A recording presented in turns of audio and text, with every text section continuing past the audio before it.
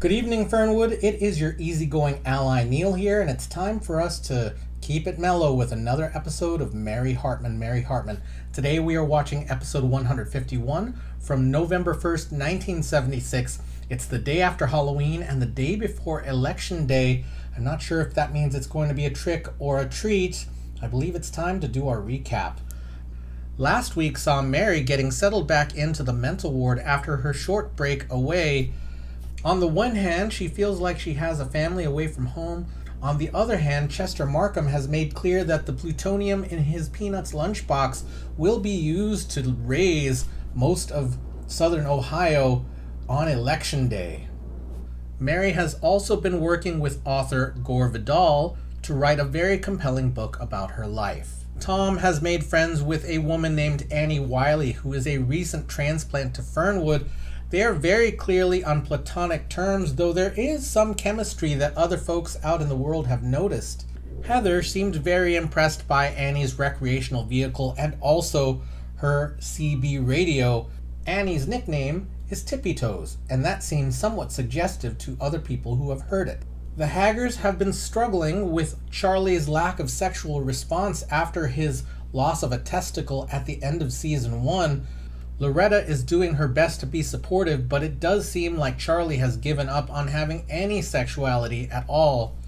Over at the Shumways, Kathy has been in trouble because she is pregnant and does not know who the father is or how to reach any of the men she dated last season.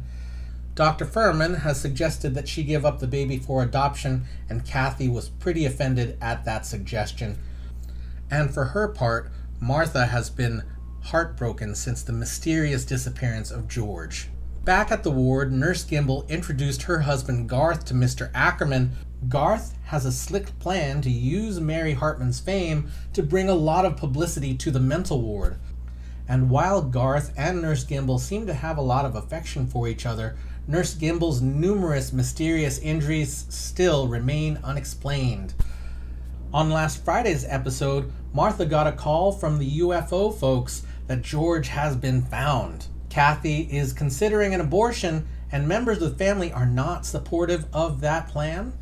Mary has decided that her release day event should take place on Election Day. Loretta gets sex advice from Dr. Medwick, and Grandpa Larkin, while visiting Mary, recognizes that Chester is an actual threat.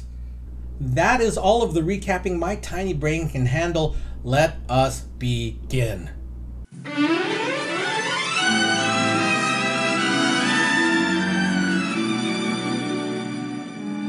Mary Hartman! Mary Hartman! Hi, Mary. Gore, you are just the person I wanted to see. Just the person. I really need your advice. Do you have a few minutes? As many minutes as you would like. Well, Gore, I was trying to write before, but I just couldn't decide what. Well, that's what writing is all about, trying to figure out which words will look best on the page. Well, let me tell you what I was trying to do. I started out with a little list here I'm trying to make up of what to buy for the time capsule. Oh, that's what you're up to. Well, you're on the right track. I have a feeling the time capsule has a far brighter future than the book. A book? That's an idea. I could pick a book. Do you think anybody will know how to read in the year 2076? You know, really is amazing, the future, don't you think? I mean, when you stop and try to imagine what it's going to be like. I mean, like, what do you see? What do I see? Well, I see the darkness. I hear the silence. But then the future is just an abstraction, because all we've got is the present. How do you get up in the morning? Like everybody else, and I worry about my weight. How much do you weigh? Less, and I worry about the state of the union. I guess I live as if the future was in the bag. In the bag? In the bag. The future is in the bag? In. Where is the bag?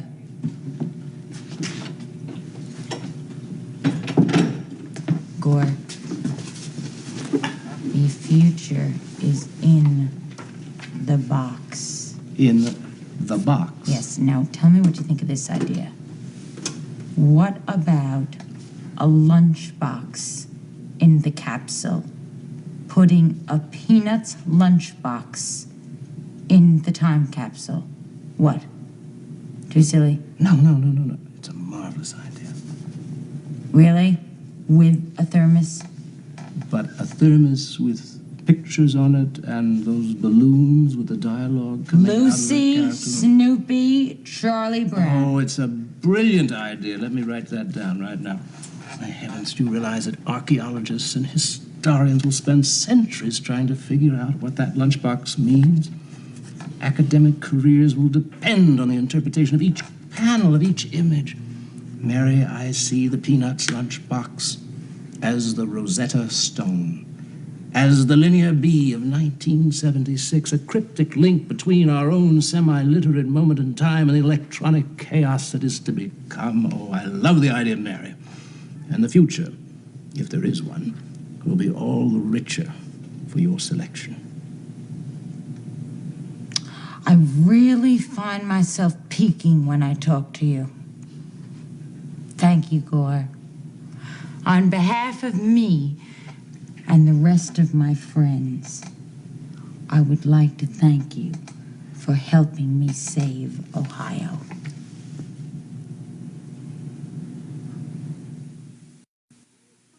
Okay, Charlie.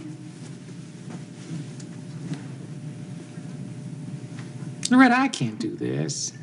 Charlie, doctor's orders. Now, come on.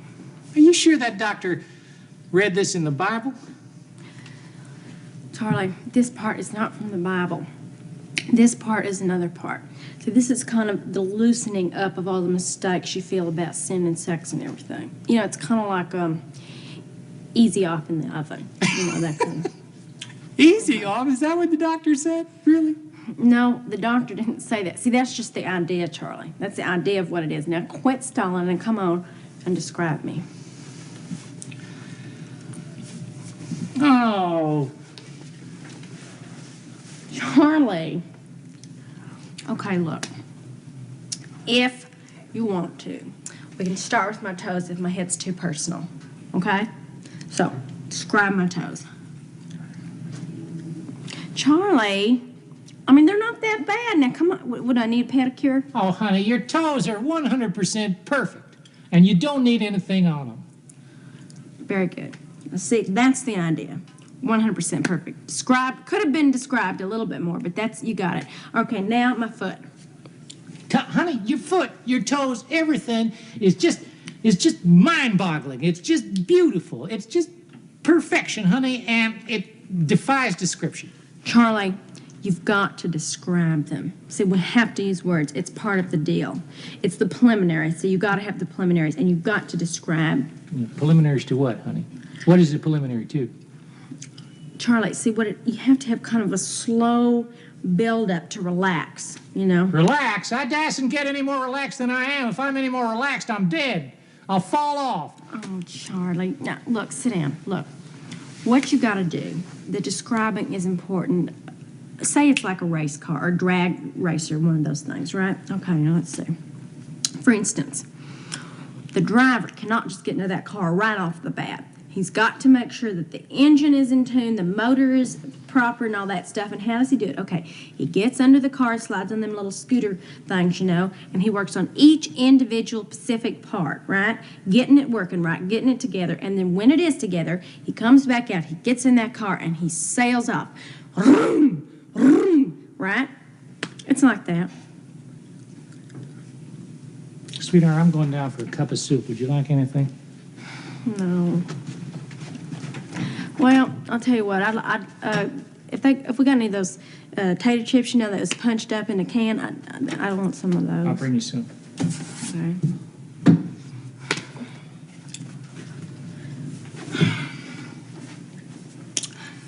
Oh, Lord.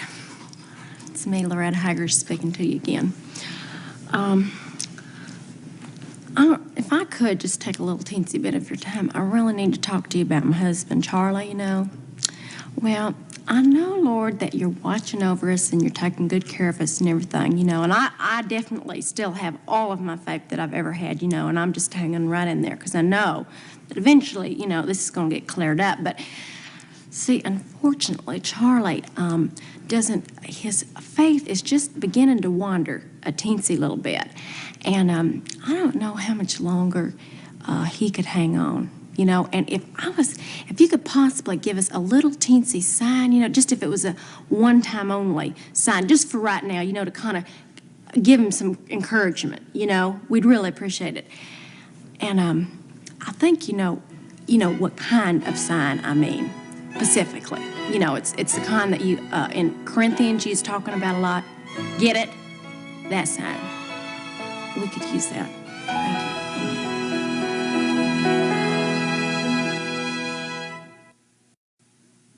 So what can I do for you?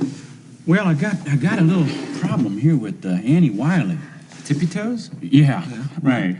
You know, she's camped out there on that land that I'm getting ready to start the construction on. Yeah, I know that. She's got to move as soon as you start, so what's the problem? Well, here's the deal. You know this guy Rittenhouse, zoning commissioner? He's about to give her legal rights, what they call squatters' rights, to stay there. Well, then she'll have as much right to it as you do. Exactly. I mean, what's wrong with that? I mean, she's legally there, so what's the problem? I don't see what's the matter. What's your point? The problem is it's unfair to her. She's being used. What do you mean used? Well, Rittenhouse is going to pick the time. When the time comes, he's going to kick her right off of there for one of his own boondoggles. And the thing is, he's doing it just to get even with me on account of I wouldn't give him a bribe. What do you mean, bribe? What do you do? Come up to and say, bribe me or else? Is the that... same thing as that. He hinted around about it about 5 different ways before he come up with number 6, so I took a walk. You took a walk? Just like that? You just got up and walked out? You betcha. Hey, that's great. I'll tell you something, Thomas. As far as I'm concerned, I don't like being used by anybody, and I mean anybody. You know what I mean? Yeah, I know. But anyway, I think Miss Wiley probably feels the same way, and this is just a bad deal all the way around, the way I see it. Well, Merle, I mean, what are you coming to me with all this stuff for? Well, not really. I mean, you know, I mean, you got my best friend in the hospital. Well, now wait, that was unfortunate. That was really unfortunate. Yeah, and then you got another good friend of mine being chased on or off your land. I mean, what's in it for Tippy Toes? I mean, this guy's going to get his revenge one way or another, right? Yeah. So this way, he's doing my friend a favor. No, there's where you're wrong. You got to understand this guy Rittenhouse, Tom. I mean, he's not going to do nobody any favors. No time, not even temporary. He's going to find a time when it's right, and then he's going to take advantage of her one way or another. And I guarantee you that. Okay, I get it, yeah. All right, listen, one more thing now. I don't know whether you knew about it or not, but I'm supposed to go on the tube tonight and try to expose this guy Rittenhouse. Do you think I ought to ask Miss Wiley if she'd go on there with me and try to help me out there? Now, you've got to eat that. Oh, don't be depressed. Everything will work out. They'll find George, and Kathy will find a husband, and that could be Martians. Oh, then again, it could be a worthy charity, and if I don't contribute to them, well, God will strike down this house, even though we do have lightning rods on the roof. Come in! Hello, Martha. Oh, Detective Johnson. Are you all right? Oh, yes, I'm just fine here, but my new little Venus flytrap is feeling a little frail, you know. I didn't have any steak to feed it, so I gave it some raw clams. It looks a little yellow around the gills. Do plants get hepatitis? I came here with a reason. You found George? A better one. Would you like to have dinner with me? Well, Detective Johnson, I am a married lady who is trying to be faithful to her missing husband. If George were dead, he would have told me. I know he's coming back. I just know he's coming back. That's why I set a place for him at the dinner table every night. We're having his second favorite meal, cabbage rolls. Was George Polish? No, but he was awfully fond of the Bobby Vinton show. Oh, dear, this house is just too busy. If it's not the door, it's the phone. But that's the price that one must pay for being the mother of a star, even if she is in the cookie bin. Hello? Yes? This is Martha Shumway. Who? Oh, it's you, thank goodness. Oh, I was afraid you were going to leave George just flying around up there with all those space creatures. Where are you? In Fernwood? And you can arrange a meeting in a few days? Oh, that is just wonderful. Have you been in contact with George? You have? Well, where is he now? Near Saturn? Well, he is traveling around. I bet he's awfully happy because, you know, he always said when he retired that he wanted to see the world. Well, now, if you see George again, would you give him my love? You hear? Okay. Goodbye, Jack and Jill. Was that Jack and Jill again? Yes, I know you don't believe them, but I am desperate. You mustn't feel that way. You're still a young and beautiful woman. Thank you. That's quite a compliment coming from a detective who all have affairs with beautiful women just before they arrest them. You know, like Serpico on TV. Oh, but I must go through with finding George, even though I am terrified of dealing with these creatures from outer space. Don't worry, Martha. I'll be with you every inch of the way. Oh, that is very comforting. But instead of being behind me, why don't you just be beside me at the dinner table? It would make me feel very secure, and George wouldn't mind, as long as we save him a share of the cabbage rolls.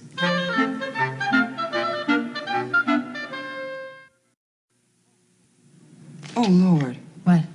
How would you like to see my husband tonight? Here? No, I think he's going to be on TV in about 5 minutes. Why, it says so in the paper? Yeah, there's this local interview program on corruption in zoning. My husband's an authority on the subject. He practically invented corruption in zoning. Wanda, you sure you want to watch that? Well, he's the only husband I got. That's funny, you know, I know that feeling. I mean, I don't have it at this very minute, but I know that feeling. Okay, everybody ready? We're going on just a few seconds, so here we go.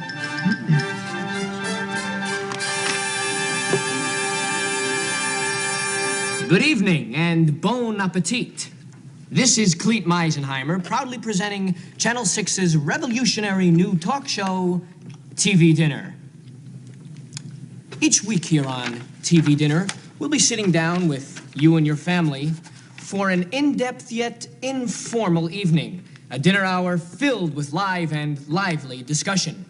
We'll be breaking bread together, as it were, over local issues that are of grave importance to us all. Your dinner guests, as well as ours, will be the prime movers and shakers of Fernwood, those people whose lives are part and parcel of our everyday lives. Why don't they show us who's going to be on? Oh, well, that's Cleet. He always just likes to build Tonight's suspense. subject, corruption in zoning. Can it really happen here?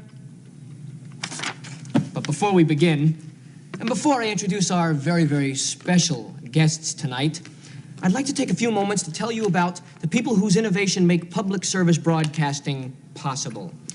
Yes, it's our own, locally owned and operated Frozen Cuisine Corporation of Fernwood. That's right.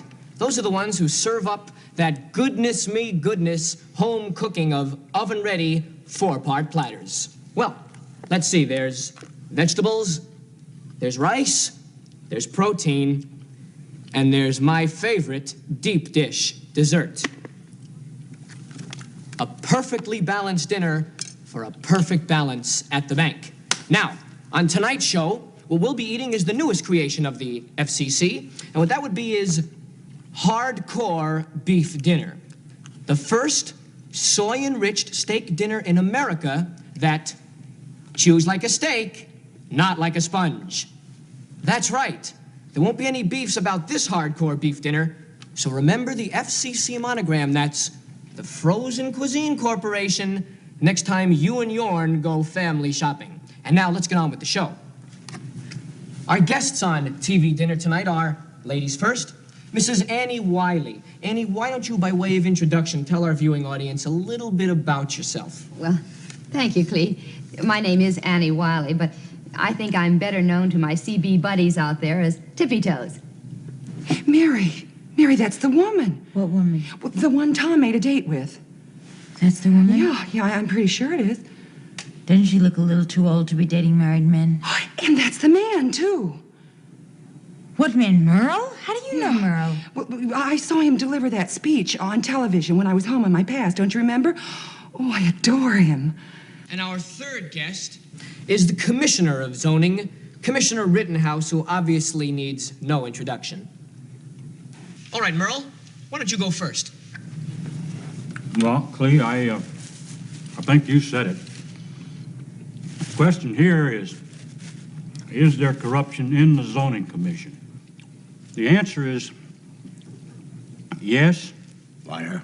Do you know that the commissioner tried to get Merle to offer him a bribe? This is slander. Please, Mr. Rittenhouse, keep your socks on. You'll have a chance for rebuttal. So, when Merle wouldn't pay him the bribe, well, the commissioner offered me squatter's rights on Merle's property. Because, you see, that's where my trailer was parked when it broke down last week. Well, anyway, when I found out that the commissioner was just using me to get even with Merle, I said, nobody's going to use me as a bludgeon to hit somebody else with. You're no bludgeon, miss. You're a sap. Oh, no, I can't stand it. Now, don't worry, Wanda. He's going to get to tell his side in a minute, Wanda. It'll be okay. His side is darker than her side. But there is a bright side to the things that have happened to me in Fernwood, Clete. It's the folks here. They're really just wonderful folks.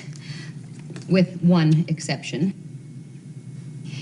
Well, now, I will admit that Merle and I have had our differences, but we've always settled them in a gentlemanly way. Oh, and Tom Hartman, my good friend Tom Hartman, I mean, he has been such a good neighbor. Do you know that he's even asked me and told me that I could park my trailer in his driveway until I find another spot for it? Clee, I'd like to make one more point. Oh, that would be great, Merle, but I think we might be cutting into Commissioner Rittenhouse's time. He's choking. He's going to be dead in 3 minutes. Did you see him swallow a minute ago when she said one exception? Look at that, he's turning purple. The color on this TV set is really good. Oh, he never chews. There is only one way to save that man. Hit him! Hit him! Look, the arm goes around the front of the chest for support, and then 4 hard whacks on the spine. 1, 2, 3, 4. That's right between the shoulder blades. God, I hope they're watching this. Okay, now, arms immediately down to the abdomen, between the belly button and the tip of the breastbone. 1 fist clenched tight with thumb side against stomach. Other hand on fist, then 8 upward and inward compressions. 1, 2, 3, 4, 5, 6, 7, 8. Hurry up! Hurry up! He's dying! I saw this on Diamond the other night. George Kennedy saved his wife's life. You know what happened? The food popped right out. I'm telling you what to do! It's 4 whacks on the spine right between the shoulder blades, then 8 upward and inward compressions of the abdomen just under the ribs, holding the victim from behind. How do you answer these charges? Commissioner, these are very, very serious charges that have been levied against you, and I'm sure the viewing audience and all of us here would like to hear your side. Mr. Rittenhouse, are you all right? Oh, my God. Mr. Rittenhouse. What? Hey! What's the matter with him? I think he's... What? Hey! Oh, look. Over here. We'll be right back, right after we pause for a station identification. Over here. They just didn't know how to help a choking victim. You have got to know about this in CPR to save people's lives. He's dead? After all those terrible things I said about him? Oh, my God. Oh, Mary, no, it just can't be true. Oh, in my driveway. Tippy Toes in her camper. Oh, and death. Oh, death, of course. Oh, poor Wanda. Oh, poor Mr. Rittenhouse. Wanda, it's gonna be all right, because you know what's gonna happen? They're gonna cut back from the commercial, and none of what you just saw is true. This is just television.